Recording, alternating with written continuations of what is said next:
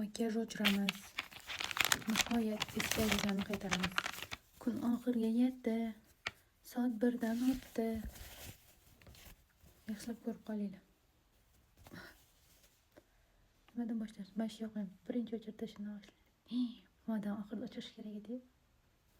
Mayli. Birinchi vlajni artib oling.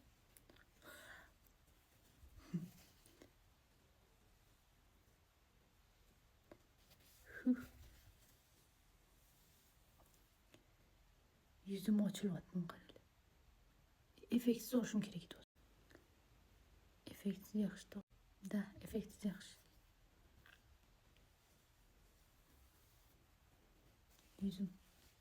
Yuzim bor mani yuzim.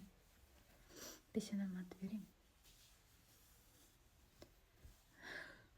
Bir uy qurib olsa bo'ladi. Bu tonalkaga.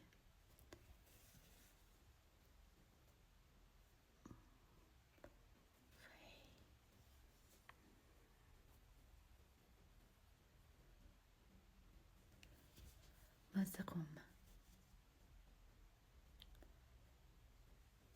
Eng yomon ko'rgan narsam podvodka. Nimaga menga podvodka yarashadi deb o'ylashadi odamlar? Meni ko'zim o'rgana olmaydi.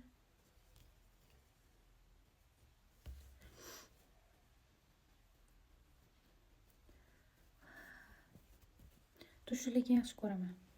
Kipring uzun bo'lib turishi, lekin podvodkaga bilmayman, menga yarashmaydi deb o'ylayman. Menimcha ham yarashmaydi. Qo'sh. Voy. Odam turbuchi qalam bo'lgan ekan. O'zim qo'limdan qo'ymasin.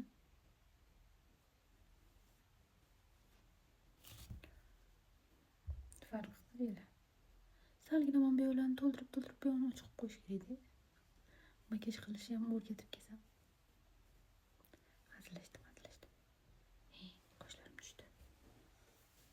Bo'ldi, qolganini umumga bilayapmiz. Ko'rsataymi? Qisib olmaylik faqat.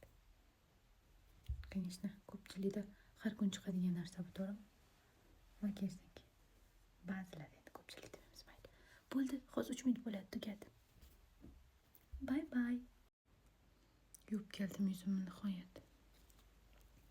Lekin podvodka chizgan bir dumaloq idishchada qora narsasi bor ekanda, o'shani ketish uchun 5 ta kiprigim tushdi.